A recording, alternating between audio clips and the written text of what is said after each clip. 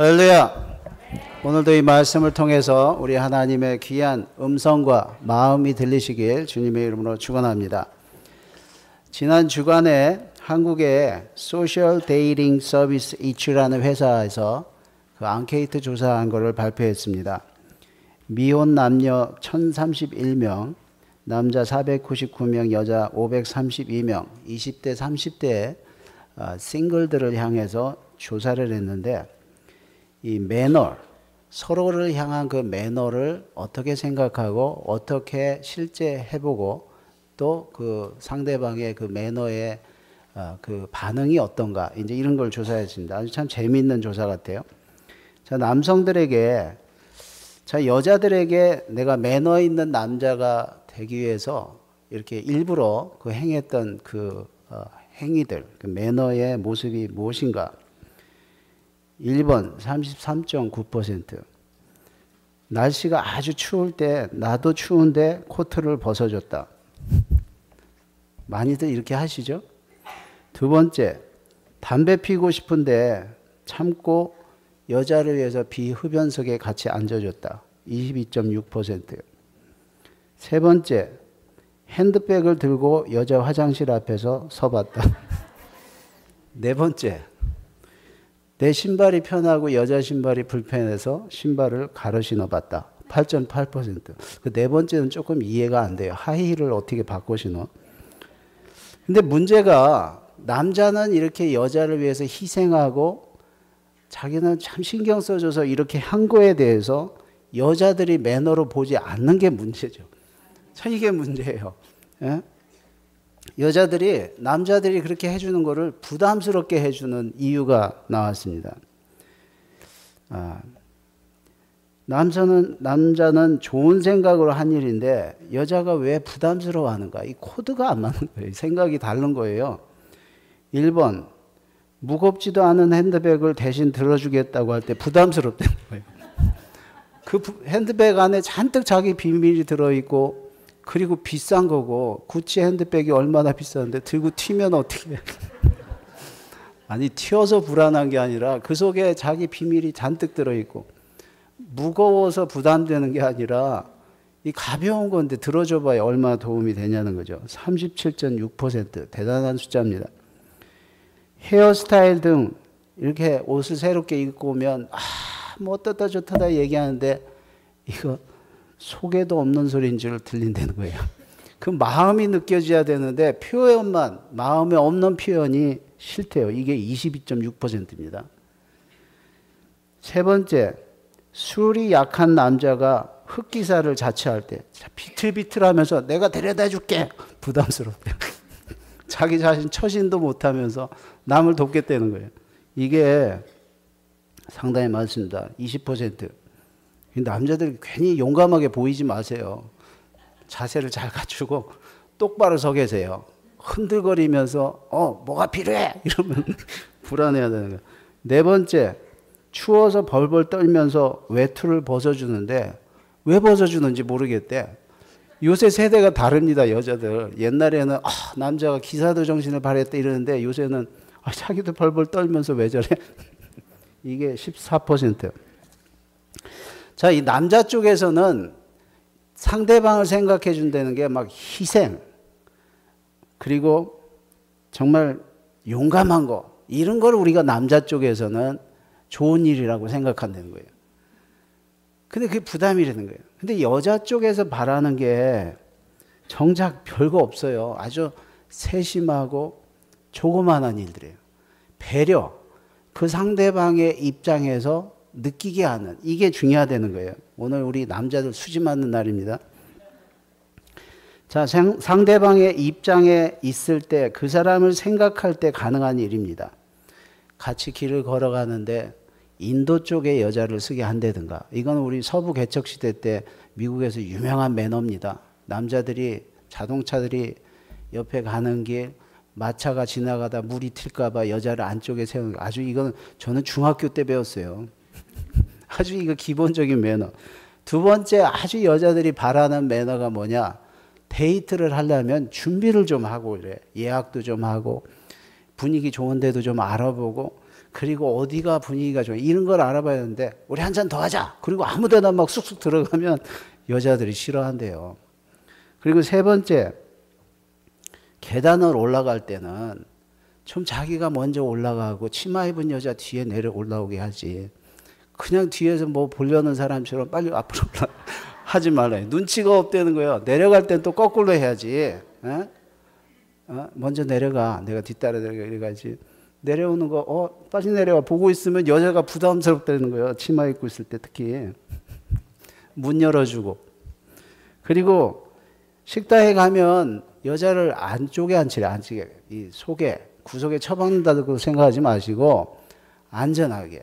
어제도 제가 이 금토일은 저희들이 교회에 있는 시간이 너무 많습니다. 아침 새벽 5시 반에 왔다가 어떤 데는 막 밤 11시에 가고 이러면 너무 힘들어요. 그러면 그런 때 주책 없이 제가 저녁 해달라고 하면 안 되지.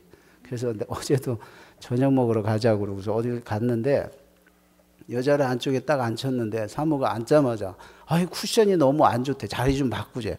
그래서 바꿨어요. 제가 바깥에 앉고 앉아있던 자리를 바꿔서 앉았는데 아니 문제는 그 다음에 오는 손님들이 전부 다 여자들이 안쪽 줄에 앉아있고 남자들은 나 혼자 그 안에 앉아있는데 너무 민망하고 창피하더라고요. 여자들이 그런 마음을 알란가 몰라. 자리가 편해서 양보한 거지. 예, 이게 참 그렇습니다. 이 환경에 따라서 이게 좀 바뀌는 거죠. 자, 근데 저희들이 한번 이런 생각을 해보세요.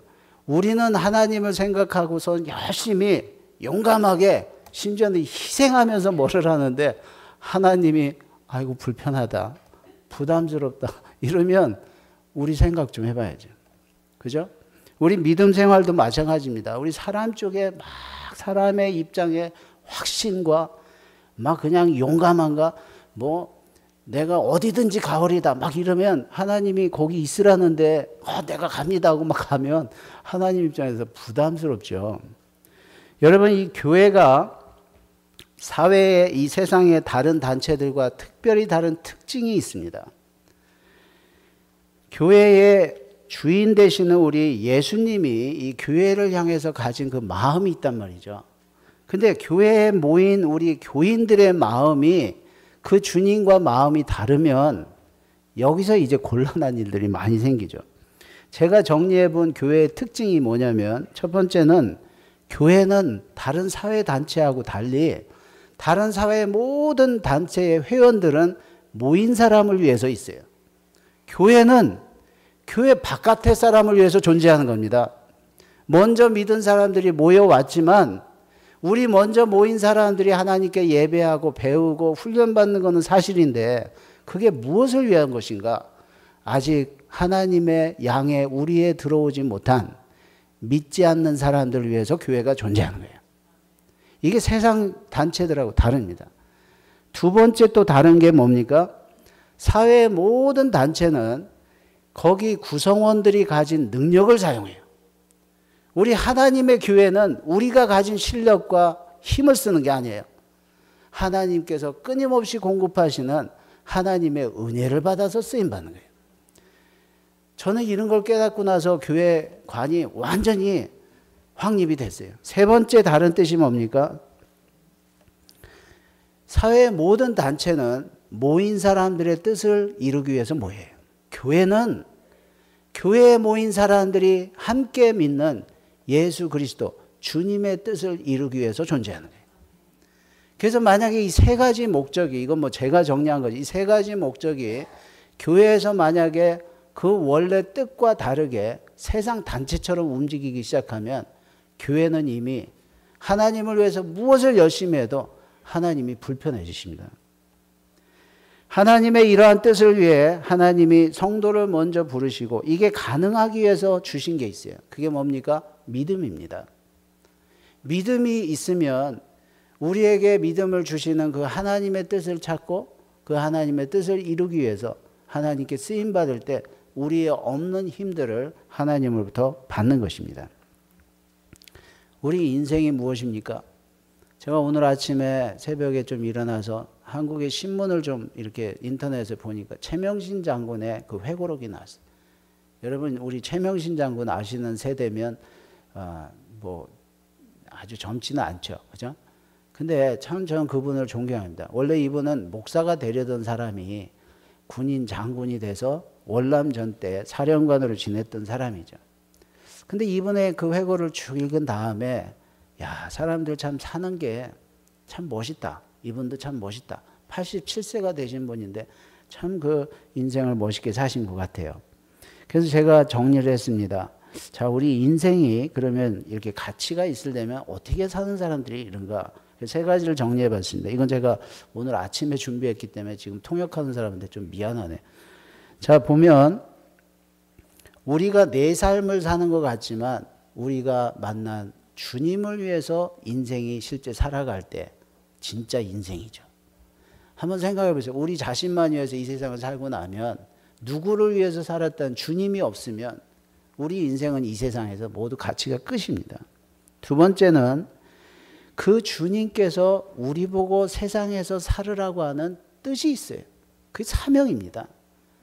이것을 위해서 살아갈 때에 우리의 인생은 정말 우리 인생을 허락하신 하나님 앞에 쓸 때 잘했다 칭찬을 받는 거죠. 만약에 우리 자신들의 뜻을 위해서 살아가고 나면 남는 게 없잖아요. 세 번째는 우리는 오늘을 현재를 살고 있지만 우리 세대가 지나가고 나면 우리 후손이 이 땅에 남아요. 그들을 위해서 기여하는 게 뭐냐 말이죠. 하나님께서 오늘이라는 걸 우리한테 주셨지만 우리는 오늘 충성을 다하지만 우리 뒤에 사는 사람들이 주님을 알아야 되고 주님을 위해서 쓰임 받아야 되고 또 그들도 또 다른 세대를 위해서 쓰임을 받아야 되죠. 이게 인생이에요. 이게 인생입니다. 이게 이런 모습이 아니면 사실은 짐승들도 그렇게 살아요. 동물들도 태어나서 다 자기 인생이 아니지. 자기 인생이 아니고 뭐라고 해요? 삶이라고 하기도 하고. 그냥 살고 지나가요. 기간을 살고 지나가는 거예요. 기간을. 예. 자, 이것을 깨닫고 그렇게 살기 위해서 저희들에게 믿음을 주셨는데, 그러면 믿음을 우리는 자꾸만 이렇게 생각해요. 진실을 깨달아서 그걸 고백하고 그걸 노력하고 그냥 사는 걸로 자꾸 이렇게 생각해요. 근데 믿음의 펑션, 이 작용이 있단 말이죠. 자, 자동차가 있습니다.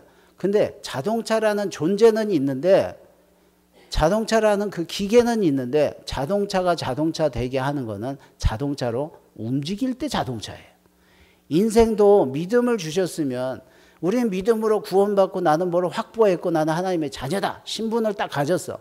근데 하나님 입장에서 믿는 사람은 그 믿음이 작용해야 믿는 사람이에요. 엄밀히 말하면 믿음이 작용할 때만 우리가 믿는 상태지, 믿음을 갖고 있다, 작용을 안 하고 있으면 아무 의미가 없습니다. 그렇죠? 자, 이 믿음이 그러면 내가 지금 가지고 있는 믿음, 하나님이 주신 내 믿음은 그러면 정말 그런가? 건강한가? 정상인가? 알아보는 방법이 의외로 간단합니다. 내 속에 있는 생각과 내가 어떻게 하는가, 이것만 알아보시면 돼요. 내 속에 생각이 하나님의 것, 하나님의 뜻, 하나님의 마음과 지금 맞춰지고 있는가? 내가 그거를 위해서 내 생각이 바뀌는가? 이게 믿음입니다.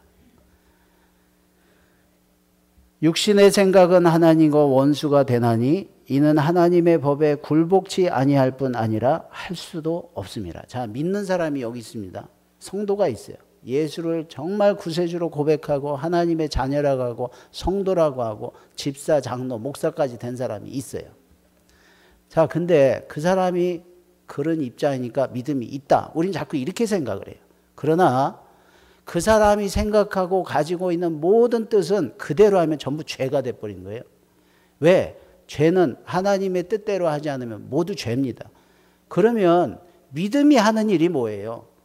하나님께서 성령을 통해서 내가 이걸 원한다, 이걸 우리한테 느끼고 알고 알려주실 때에 믿음이 그걸 알아보고, 아, 내 생각은 이게 있었지만, 내 뜻이 이게 있었지만 그걸 받아들이고 거기에 순종해서 그 뜻이 이루어질 때 믿음이 역할을 하는 거예요.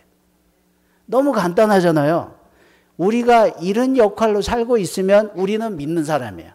그럼 나는 믿음으로 정말 하나님께 쓰임받고 있는 사람이에요. 그리고 내 믿음이 정말 역할을 하는 거예요. 근데 제가 목사인데 나는 그것도 알고 있고 다 알고 있고 내가 애굽에서 배운 거는 그거고 광야에서 현재 필요한 거는 갖고 싶은 거는 이건데 여기까지는 육신의 생각을 가진 모든 사람이 다 가지고 있습니다. 믿음은 뭐냐면 그런 때에 우리가 보지 못했던 길을 간다고 하나님이 모세를 통해서 성령을 통해서 말씀을 하실 때 내가 안 보이는 길에다 발을 믿고서 내디디는 게 믿음이에요. 이 사람들이 가나안에 들어간 거예요. 이게 믿음입니다. 이게 구원하는 믿음이고 우리가 현재 생각하지 못했던 지금 다음의 순간에 하나님이 가진 뜻을 이루는 믿음의 작용이에요. 그래서 육신의 생각을 쫓는 것은 죄고 믿는 사람이 육신의 생각을 쫓아도 죄예요. 우리는 믿는 사람이 하면 죄가 아닌 줄 알아. 믿는 사람도 믿음으로 그 성령의 음성을 듣지 않고 원래 있던 생각대로 해버리면 그건 죄가 되는 거예요. 그래서 성령이 성도에게 하나님의 것을 알도록 도와주시려고 성령님이 우리에게 오신 거예요. 그래서 어떻게 보면 믿음은 성령님의 음성을 듣고 순종하지 않으면 믿음이 아니에요. 더 정확하게 말하자면 성령님이 우리한테 감동을 주시고 말씀을 하실 때 그거에서 순종하는 때만 믿음이야. 믿음의 역할이에요. 물론 믿음으로 구원받는 신분이라든가 믿음에 약속된 것을 차지하는 나중에 보장이 있지만 현재 믿음의 작용은 하나님께서 우리의 육신의 생각이 있지만 하나님의 생각을 우리한테 줄 때마다 그걸 듣고 순종하기 위해서 주신 믿음이죠. 그래서 믿음이 알아보고 받아들이고 따르는 이것입니다. 이럴 때에 우리의 지금 살아가는 인생이 그 주님을 인정하는 거고 주님을 위해서 사는 거고 그 주님이 원하는 그 뜻, 사명을 이루는 거고 그리고 현재 내가 살고 있으면서 모르는 우리 다음에 어떤 일들을 하나님이 이뤄 나가시는 거죠. 그래서 믿음으로 산다는 의미는 어떤 믿음의 기치를 내걸고 순교를 하고 꼭 이런 게 아니죠. 오늘이라 하는 여기 현실에 지금 성령님이 나한테 주시는 음성을 듣는 게 순종하는 것이 너무 중요하죠. 그래서 오늘 10절과 11절 말씀을 보시면 자 우리 10절 우리 같이 읽어보겠습니다. 시작. 오직 하나님이 성령으로 이것을 우리에게 보이셨으니 성령은 모든 것 곧 하나님의 깊은 것까지도 통달하시느니라. 자 우리가 볼 수 없는 것을 성령님이 우리에게 보게 해주신 거예요. 자 믿음이 성령이 있다는 걸 믿습니다. 그걸 인정만 하는 게 아니라 그 성령님이 역할을 하시는데 자 그 뒤에 보면 사람의 일을 사람의 속에 있는 영역에 누가 알리요. 사람 내 앞에 어떤 내가 그 사람 잘 알아. 뭐를 알아요? 그 사람 속에 지금 마음 생각을 어떻게 알아요? 저희도요 올해 이제 꽤 오래 살았습니다. 근데 아직도 서로 모르는 게 많아요. 아직도 아니 뭐 같이 살았던 거 맞아. 뭐 아직도 그래요. 어떻게 알아요? 사람 다 내 앞에 아무리 친한 사람 것도 몰라요. 그리고 문제는 알면 뭐해? 내 입맛이 또 변하는데 이게 어떻게 해 사람은? 근데 하물며 하나님을 어떻게 알아요? 그러니까 하나님을 정말 섬기고 싶고 듣고 싶고 하나님 뜻대로 뭘 해드리고 싶어도 우리는 알 수가 없는 피조물이에요. 이걸 돕기 위해서 성령님이 오셔서 성령님이 어떻게 해요? 이와 같이 하나님의 일도 하나님의 영 외에는 아무도 알지 못하느니라. 성령님이 그걸 알아갖고 우리 모르는 우리 사람한테 와서 뭐라고 해요? 하나님의 성령이 이것을 우리에게 보여주려고 노력을 하신대요. 그러니까 믿음을 자꾸만 내가 노력해서 뭐 중요한 걸 찾고 귀한 걸 찾지 마세요. 성령님이 우리한테 보여주려고 하는 게 우리가 볼 수 없는 하나님의 마음속에 있는 걸 보여주려고 하신대. 그럼 우리가 정말 해야 될 일이 뭐예요? 아, 성령님이 지금 뭘 보여주려고 하나? 어떻게 하시려고 하나? 성령님은 하나님의 일을 아시고 우리에게 보여주시려고 하는 하나님의 일. 자, 성도들이 가장 하고 싶고 하려는 게 뭐예요? 하나님의 일이잖아요. 많은 성도들이 믿는 사람들이 뭐 어떻게 해요? 하나님의 일을. 이건 하나님의 일입니다. 리스트를 갖고 있어. 사람의 리스트를 갖고 있다고요. 이런 모양은 하나님의 일이고 이거 하나님의 영광이 됩니다. 이렇게 충성한 사람이 사울이에요. 바울 변하기 전에 사울. 종교적으로 철저하고 전통적으로 분명하고 그리고 하나님의 백성들이 하나님의 일이라고 생각했던 사람이 뭐라고 할 수 없는 하나님의 리스트가 있다고요. 그 일을 열심히 했는데 어느 정도 열심히 했어요? 사람을 죽여가면서도 열심히 했어요. 근데 하나님 대답이 뭐예요? 네가 나를 괴롭게 하는도다 그래요. 왜 그래요? 사람이 사람 속에 더욱이 하나님의 속을 모르면서 아니 내가 이렇게 주는데 외투를 벗어줬는데 왜 고맙다고 생각 안 하는 거야. 냄새나는 코트 입히면 어떻게 해. 그리고 나는 괜찮은데 나를 위해서 입히는 거야. 지가 기사도 정신을 보이려고 하는 거야. 여자들은요. 알 수 없는 몰라요. 아무리 안다고 해도 모른다고. 비싼 레스토랑에 그냥 큰 돈 들여서 데려다 놨는데 그냥 그 1시간 반 동안요. 그 비싼 레스토랑에 나 그런 사람 봤어. 결혼 기념일이라고 그냥 알래스카에서 제일 좋은 식당이 있어요. 100몇 불 하는데. 근데요. 큰 접시에 요만한 거 가운데다 딱 있고 개구리 뒷다리래.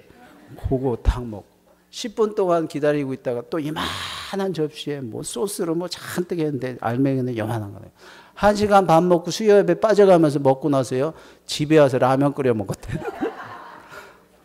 여러분 우리의 이상과 현실은 맞지 않아요. 그런 상태에서 뭐를 우리가 정확하게 알고 하겠어요. 하나님의 일을 하나님이 뭐라고 하시나 하나님이 원하는 게 뭐가 이거 아는 게 먼저지. 그래서 예수님을 따라다니면 사람들이 그러잖아요. 우리가 주의 일을 어떻게 하면 하나님의 일을 하오리까? 먼저 믿어. 먼저 믿으라는 거예요. 주님이 누군지를 믿으면 주님을 듣죠. 주님이 원하는 게 믿으면 내가 할 일이 중요하지 않지. 그리고 하나님께서 막 보여주려고 하면 그걸 보려고 하는 마음이 하나님의 일을 하게 하는 거죠. 그래서 믿음의 작용이 무엇입니까? 내가 하고 싶은 일보다 하나님의 일을 알고 계신 성령님께 묻고 듣고 순종하는 거죠. 아이 목사님 그거 뭐 우리 실컷 들어봤고 누구나 하는 소리잖아요. 근데 그렇게 안 돼요. 잘. 예. 우리가 모른다는 걸 인정하세요. 저도 목사지만 무슨 일을 판단할 때 이게 하나님이 어떤 쪽으로 오는지 모를 때 많죠. 그럼 우리는 자꾸 이렇게 생각해. 기도를 잘해서 환상으로 하나님이 보여주시고 꿈으로 보여주시고 막 이렇게 해서 그런 은사를 받아서 정확하게 보여주면 갈 거다. 여러분 광야길을 건너갈 때 건너갈 수 있는 길인데 40년이 걸린 이유가 뭐예요? 우리가 애굽에서 생각했던 기준으로 보니까 길이 없어. 우리가 애굽에서 배워왔던 신앙의 눈으로 보니까 말이 달라. 틀이 없어. 우리가 애굽에서 맛봤던 거하고 맛이 달라. 신앙의 맛이. 이럴 때 온전하게 하나님 길을 갈 수 있는 방법이 뭐예요? 인도함밖에 없어요. 인도함 따라하는 거지. 길을 쫙 내가지고 길이 보이지. 저 길 끝이 어딘지 목적지가 보이지. 하나님의 믿음은 그게 아니에요. 사망의 음침한 골짜기로 막 들어가. 왜 이런 길을 데려서 그게 끝이 아니거든요. 그 과정을 통해서 따라가서 하나님이 원하는 목적지에 가는 게 믿음의 작용이에요. 여러분 정말 저희들의 믿음이 우리 속에 모르니까 하나님의 속에 있는 걸 가르쳐 주시는 성령님을 들으시길 주님의 이름으로 축원합니다. 12절에 보면 성령님은 하나님이 우리에게 은혜로 주신 것을 알게 해주신대요. 자, 믿음의 작용이 뭡니까? 그 은혜로 주시는 것을 성령님이 알려주신 거예요. 사람은 자기가 일을 해서 그 일의 결과를 알아요. 그래서 그 결과를 위해서 일해. 그리고 공식이 많고 원리가 있고 여러 가지 저희들이 믿음 생활에도 어떠하면 어떻다는 이 공의적인 원리들이 있어요. 이것을 위해서 막 우리가 열심을 내고 어떤 때는 투쟁을 하고 어떤 때는 전쟁을 하면서까지도 왜? 그거를 위한 명분과 결과를 아니까 그래요. 믿음은 그게 아니에요. 믿음은 우리의 역할로 이루어진 결과가 아니라 우리는 부족하지만 하나님이 주시려는 은혜가 있다는 걸 믿는 거예요. 이걸 성령님이 우리한테 깨닫게 해주신대요. 우리는 교회나 신앙생활 중에 어떻게 하면 하나님의 이러니까 거기에 의의 이유를 붙이고 이것을 추구하고 이게 이루어지기 위해서 힘이 막 모아지는 거예요. 여기서 죄가 일어나는 거예요. 여러분, 인류의 역사의 가장 비극들이 뭡니까? 종교를 의로 삼고서 서로 성전이라고 싸울 때 아닙니까? 믿음은 성전이 아니에요. 하나님께 순종하는 거지. 믿음은 이기는 게 아니에요. 그래서 순종해서 하나님의 뜻이 이루어지는 거지. 자, 이게 가능하려면 하나님의 은혜를 믿으셔야 돼요. 내가 저 사람보다 강하니까 힘이 있어서 내가 이루는 게 하나님의 뜻이 되는 게 아니라고요. 더 약하고 더 부족하지만 하나님의 은혜로 이루어질 게 뭔가 이걸 들을 수 있도록 돕는 분이 성령님인데 믿음은 그걸 듣는 거예요. 믿는 사람이 좋아하고 사모하고 받으려는 것, 하나님이 성도들을 통해서 보여주고 싶은 게 은혜예요. 사람이 의와 공로로 서려할수록 하나님 앞에 불의해집니다. 그래서 내 속에 옳다는 게 있다고 할수록 그 생각을 쫓아서 하니까 뭐예요? 이게 육신의 죄가 되는 거예요. 여러분, 그래서 믿는 사람이 죄를 용감하게 짓는 이유가 뭐예요? 내 속의 생각에 정당한 믿음에 이유가 붙으니까 그렇죠. 믿음은 그런 게 아니에요. 믿음은 내가 아무리 옳다는 생각이 있다 하더라도 성령님께서 네가 하는 게 아니라 하나님이 하시는 거다. 하나님이 주시는 거다 하는 이 은혜를 기대하는 게 믿음이에요. 그래서 성령님이 하나님의 은혜를 감동으로 자꾸 말하시는 거예요. 이걸 받아들이는 게 믿음의 역할입니다. 우리가 세상의 영을 받지 아니하고 오직 하나님으로부터 온 영을 받았으니, 자, 하나님의 성령이 우리한테 깨닫게 하는 게 뭡니까? 이는 우리로 하여금 하나님께서 우리에게 은혜로 주신 것들을 알게 하려 하심이라. 자, 이런 때 그럼 믿음이 하는 일이 뭐예요? 성령이 알려주시려는 은혜를 기대하고 그걸 간구하는 거죠. 여러분, 저는 믿는 사람들이 무섭습니다. 한국말에 그런 말이 있죠. 짐승을 만나느니, 여러분, 귀신을 만나면 무섭다고 하는데 귀신보다 더 무섭다는 게 사람 아니에요. 귀신은요, 원리로 움직이기 때문에 어떻게 움직이는지 알아요. 사람은 그렇지가 못해요. 근데 저는 가끔 사람보다 믿는 사람이 더 무서워. 믿는 사람보다 더 무서운 게 목사들. 가끔 그런 생각이 들어요. 왜 그러는가? 뭐가 그렇게 사람을 만드는가? 저도 지난주에 내가 이 영이 내가 이게 건강한 편이 아닌 것 같아요, 요새. 그래서 제가 지난주 설교를 이렇게 들어봤어요. 동영상으로 보니까 내 얼굴을 자세히 보니까 내 얼굴이 옛날 내 얼굴이 아니에요. 평신도 때 정말 아름답고 순전하고 부드러운 얼굴이 아니야. 이 목사가 되고 나서 왜 이렇게 얼굴이 이렇게 정말 왜 그래? 왜 쑥닥거려 성가대? 맞아 그러는 것 같아. 근데 이게 왜 그러는가? 믿음을, 하나님을 기대하는 믿음이 아니라 믿음을 강화하고 믿음으로 작용을 스스로 하고 믿음을 책임으로 하니까 그래요. 믿음은 성령이 옆에서 역할하는 거를 거기에 순종하지 않으면 사실은 믿음이 악의 도구가 되죠. 여러분, 이런 말씀을 좀 자주 들으셨어야 돼요. 교회에서 이런 말 하기가 어렵죠. 그러나 성령을 듣지 않는 믿음 생각만 해도 무섭지 않습니까? 끔찍한 거예요.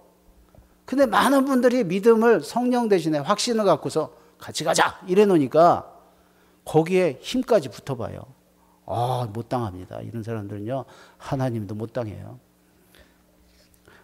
아니, 목사님, 하나님을 어떻게 누가 못 당해요? 성령을 안 들으면 하나님 못 당하지. 여러분, 정말 저희들이 우리가 알 수 없는 걸 인정하시고 하나님이 알려주시려는 성령의 음성을 추구하세요. 우리가 아무리 어떻게 해도 하나님이 은혜로 준비하신 것 당할 수 없습니다. 이걸 기대하세요. 자, 세 번째 13절에 보면 성령님은 영적인 것을 분별할 수 있도록 가르쳐 주십니다. 그러면 여기서 성령의 역할이 뭐예요? 우리의 육신과 우리의 의지로 세상에서 가르쳐 준 것 같고 안 되는 것을 알게 해주신단 말이죠. 이 믿음이죠. 만약에 저희 믿음이 세상에서 다 배워서 되고 세상 거 갖춰서 되고 세상의 그 도구에서 다 얻어서 될 수 있다면 믿을 필요 뭐 있어요? 공부해서 그냥 하면 되지. 그러나 우리가 믿는 것은 성령님께서 우리가 그런 방법으로 깨우칠 수 없는 하나님이 계시해 주시고 열어주시는 것을 우리한테 가르쳐 주신다는 걸 믿는 거죠. 우리는 그래서 자꾸 성령 충만한 걸 자꾸 현상으로 자꾸 생각을 해요. 방언을 하고 통역을 하고 병 고치는 사람 병을 고치고, 물론 그건 증거입니다. 부인하면 안 돼요. 그건 역사로 일어날 수 있어요. 그러나 성령 충만하다는 의미는 내가 가진 믿음으로 내 생각도 있고 내가 어떻게 하면 알 것도 같고 분명히 어떻게 하면 될 것도 같아도 하나님이 뭐라고 하시나 이걸 듣고 그래서 그걸 따르는 사람이 성령 충만한 사람이에요. 사람의 지혜가 가르친 말로 아니하고 오직 성령께서 가르치신 것으로 하니 영적인 일은 영적인 걸로 분별하느니라. 정말 믿음이 성령을 순종하면 내 스스로 분별할 수 없는 영적인 것을 분별하게 되어 있죠. 오늘 말씀의 앞부분을 보시면 고린도전서 2장 6절 9절에 보면 우리가 온전한 자들 중에서 지혜를 말하노니 이는 이 세상의 지혜가 아니요 또 이 세상에서 없어질 통치자들의 지혜도 아니라. 세상에서 우리가 얻을 수 있는 것 같고 우리가 말하는 지혜를 가질 수가 없습니다. 오직 은밀한 가운데 있는 하나님의 지혜를 말하는 것으로서 감추어졌던 것인데 하나님이 감춰놓고 성령을 통해서 보여주려고 할 때 그때 내 안목을 열고 마음을 열고 생각을 열어서 들으려는 사람에게 revealing, 계시를 해주신다는 거예요. 이게 믿음의 역할이에요. 자, 이런 것들을 왜 함부로 안 내주시는가? 하나님이 미리 정하시고 그리고 세상 방법으로 알지 못하게 하시고 오직 성령에게 귀를 기울이시는 그 사람들에게 보여주려고 하나님이 감춰 놓으셨대. 그럼 믿음의 역할이 뭐예요? 하나님이 보여주시려고 하는 것을 성령을 통해서 보여주신다고 하니까 내가 이 시간에 성령님께 내 마음을 엽니다. 내 눈을 엽니다. 내 귀를 엽니다. 이 사람한테 하나님이 열어주신대요. 자, 하나님을 위해 열심을 냈던 사울 얘기를 아까 들었습니다. 자, 그러면 그 사람이 어떻게 성령을 듣고 그렇게 했는가? 이게 우리 믿음 생활의 노력이에요. 사람의 배운 것, 믿음의 전통과 연륜을 가지고 완벽한 것을 가지고 추구했던 사람이 하나님을 괴롭혔다고 하는데 이 사람이 변화를 받았어. 무엇을 하든지 하나님께서 그를 사용하시고 기쁘게 받으셔서 무엇이 가능했는가? 예수를 만나고 성령께서 눈에 있는 비늘을 벗겨주셔서 그렇게 됐어요. 자, 그러면 우리도 마찬가지입니다. 예수를 만나지 않고 성령의 이 음성을 듣지 않으면 우리가 믿음 생활에 아무리 옳다 하는 이걸 가지고 하나님을 괴롭히고 하나님 믿는 사람들 핍박하고 그리고 예수까지도 죽일 수 있어요. 여러분, 예수님을 죽일 수 있을 정도, 하나님을 죽일 수 있을 정도면 그게 뭘로 죽였어요? 믿음으로 죽인 겁니다. 이 사람들은. 믿음이 아니면 불가능한 일이에요. 우리가 하나님 앞에 이 죄가 있는 거예요. 믿음이 있다고 하고서 성령을 의지하지 않으면 우리의 믿음으로 하나님도 죽일 수 있어요. 여러분, 이게 가능하려면 어떻게 해야 돼요? 바울처럼 우리가 하나님의 일이라고 가는 길 도상에서 꼬꾸라져서 예수님을 만나고 성령께 변화를 받아야 돼요. 육에 속한 사람은 하나님의 성령의 일들을 받지 아니하나니 받을 수가 없습니다. 아무리 믿음이 좋은 사람도 성령을 무시하고 성령을 듣지 않으면 불가능해요. 이는 그것들이 그에게는 어리석게 보임이요 또 판단을 받지 아니하니라. 자, 신령한 자는 자기 마음대로 판단해도 괜찮다는 얘기가 아니에요. 하나님을 순종해서 쓰임받은 사람은 하나님, 오직 판단하실 하나님의 말씀을 듣고 하기 때문에 그 사람들은 판단받을 죄를 짓지 않지. 근데 이걸 판단하는 사람들이 누구예요? 리스트를 가지고 판단합니다. 하나님의 마음을 모르고 율법의 리스트를 가지고 보면 하나님의 의지에 따라서 움직이는 게 이게 믿음의 모습이 아니거든요. 율법의 모습이 아니거든요. 여기서 죄를 짓게 되는 거예요. 정죄하는 죄가 있습니다.